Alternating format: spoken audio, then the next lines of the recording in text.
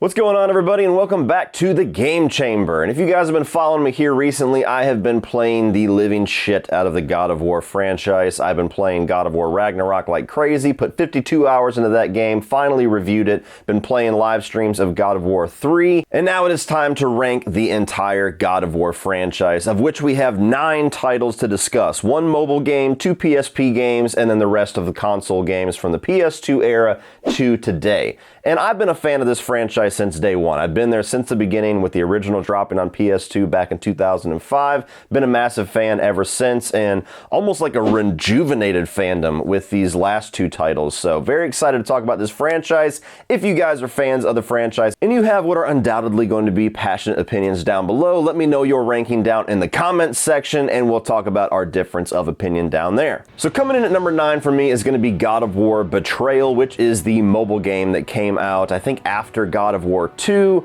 I did not finish this game. I played it a little bit, just to be honest with you, especially back in the day before mobile games became much more, quality what they are today. I was not really a mobile gamer, and having a game like God of War that is intentionally scaled way the fuck down to be able to fit on mobile devices, it's just not really an experience that I valued all that much, even though it's probably, looking back at the time, a pretty damn good mobile game for when it came out. It's just a game that never really pulled me in, and it's something I would never revisit. So by default, it's the least interesting to me. Coming in at number 8 is going to be God of War Chains of Olympus, the first PSP title, which was a prequel to the original God of War. And I'll be honest with you, both of my PSP placements on this list, very similar to where I just placed the mobile game. They're kind of just defaulted there because of the limitations of the PSP hardware. And I got a little bit of a chip on my shoulder about the PSP and especially the PS Vita with PlayStation, because it just seems like they made us all buy these awesome consoles and then just never really supported them and then just dropped them out of absolutely nowhere. So still a little bit bitter about that, if I'm gonna be honest with you. But Chains of Olympus, decent enough game. It's a scaled down God of War experience. It's not nearly the experience that the console games was. It's telling a story that didn't necessarily feel like it needed to be told. And so if you want to have a mobile God of War experience, it will deliver what you need, but stacked up against all the other incredible games on this list, it's unfortunately just in a league of its own down here at the bottom. Number 7 might surprise a few people, but it's actually going to be God of War Ascension. This was the last game to come out on consoles before it was eventually revamped and rebooted on the PlayStation 4 with God of War 2018. And this game was just a gigantic step backward after what was an awesome installment in God of War 3. It was, again, a prequel story, didn't feel like it needed to be told, didn't really feel like there was anything interesting being revealed or going on in a narrative front. And they also decided to do the baffling decision of changing up the combat mechanics and making the dodge mechanic much more of like a requisite to be able to fight everything else. And so, that old saying about if it ain't broke, don't fix it? The one thing that never needed to be fixed in the God of War franchise was the fucking combat. So that just makes it a very odd thing to play. And after you played the experience that was God of War 3, and then, what was it, like a year or 2 later we got Ascension, it just felt like, why? Why are we doing this? You guys are clearly way out of ideas at this point, and this is just not the way. This is not the way to progress this franchise. So, decent enough, it's playable, but again, compared to the amazing games that are up higher on this list, it ain't getting no higher than this. Coming in at number 6 is going to be God of War Ghost of Sparta. Actually a pretty decent improvement over Chains of Olympus. There's much more of an interesting story going on here, which is kind of filling in the events of God of War 1 and God of War 2 to where it gives a little bit more context to why Kratos is so rage-fueled as God of War 2 starts, and he has this vengeance towards the gods and this hatred towards Zeus and everybody else. So actually has a bit of a narrative reason to exist, and it does flesh out and enhance some of the experiences that we've already had in the franchise. The combat and everything is still kind of limited. There was never a right stick on the PSP, which is something that most PSP games kind of felt weird, the fact that they didn't have that. So it's, again, not a game that I would necessarily go back and play again. It's not a game that I would recommend to a ton of people, even if you are a fan of the franchise, because of those limitations, but I gotta give credit where credit is due. When compared to Chains of Olympus and God of War Ascension, this one at least felt like they were doing the best possible job they could do with those hardware limitations. Number 5 might be a hot take. I've seen a lot of different rankings on this franchise, but this seems to be the one that just is all over the place depending on who you're talking to. Number 5 for me is going to be God of War 2. Now, I know there's some people out there that think that this is the best game in this entire franchise, but I have never been that enamored with it. I got to be honest with you. It's a very good game. Again, there's not a single game on this list I think is bad. But God of War 2 for me, while I would definitely say the gameplay mechanics from the traversal to the combat to the puzzles are certainly an improvement on the first game. Graphically, it was a little bit of a step up. I think that some of the scale and some of the size of the game certainly was a bit more impressive in the second one. On a narrative front, this game has always really let me down. I've never found the setting or the core storyline here about Kratos just completely going against the gods and having to go back in time to revive himself to take over, to take out Zeus.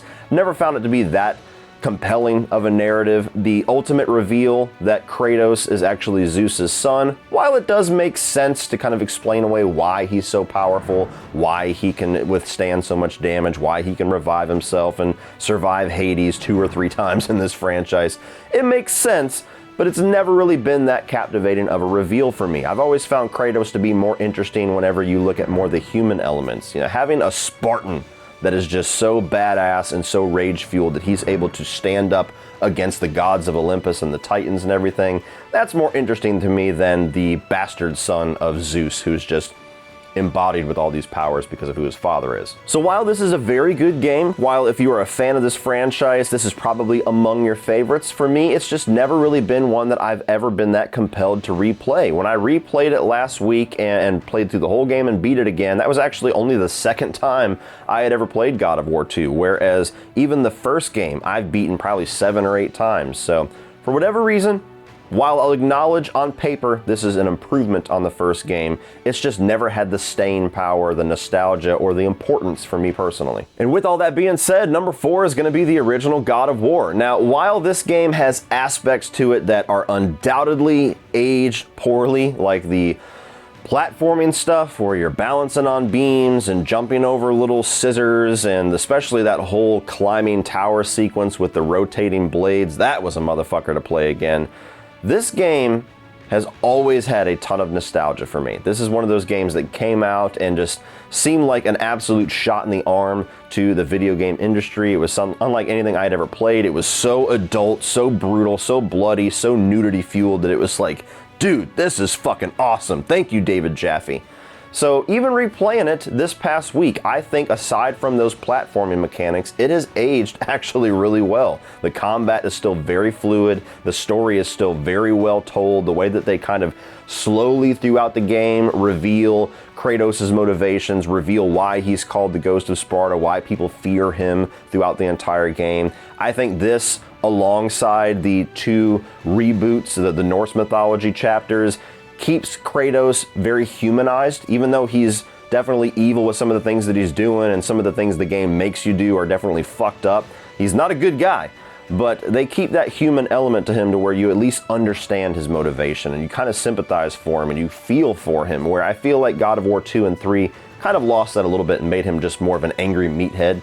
So God of War 1, even just the opening act of the original boss battle with the Hydra, I still can remember where I was when I first played that. It was like the demo and I was like, what the hell is this? This is awesome. This is going to completely blow people's minds when it came out, and it did. Caused one of the best franchises that PlayStation has ever had. Coming in at number 3 for me is going to be God of War 3. Now, for my money, this is the best of the classic, quote-unquote, era of God of War. If you're going for the more rage-fueled hack and slash era in God of War, to me, this is the best experience that era ever gave.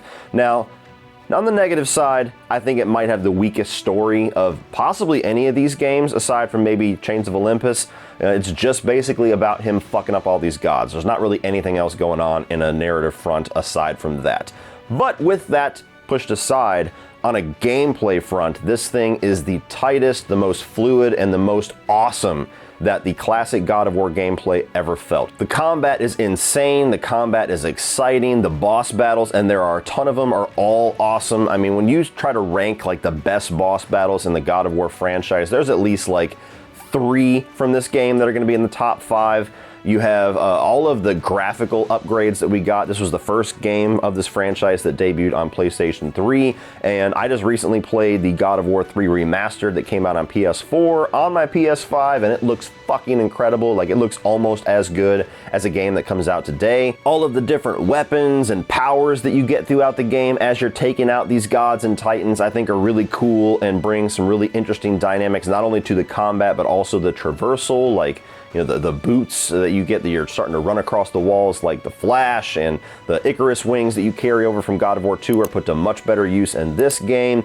Even some of the more cinematic sequences where you're flying and have to like dodge all of these different rafters and everything is a very cool sequence. And just the size and the scale that this game achieves, as good as that was done in the first 2 God of War games, it's like exponentially better in God of War 3, to where the Kronos fight, perfect example, where you're this big and you just completely feel the size and scale of everything going on in those sequences. So I think that this game is damn near a masterpiece. Could have given me a lot more in the narrative front, otherwise I would call it a masterpiece, but if I want that classic God of War hack and slash gameplay, this is the one that I'm going back to. Coming in at number 2 is going to be God of War 2018, and I was not ready for this game. For as much as I loved the original 3 God of War games especially, it was a franchise and a character that I had kind of just forgotten about. You know, after the first game, I never really found Kratos to be that memorable of a character to where he really had staying power with me.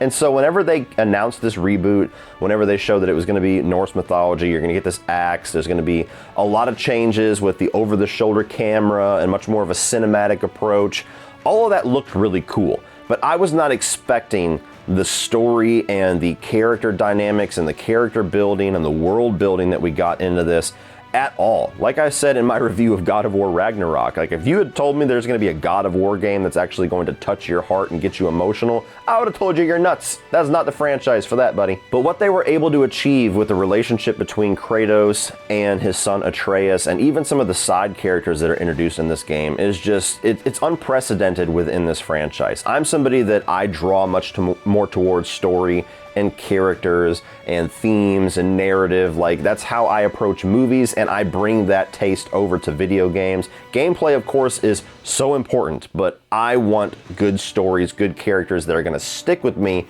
after I put the controller down. And that's not really something I would ever describe the other God of War games as being able to achieve. God of War 2018 completely changed that game for me. So while I understand a lot of people that kind of hearken more towards the hack and slash stuff, that's the God of War stuff they want to experience, and maybe this game was a little slower, a little bit more boring, a little bit more testing for them personally.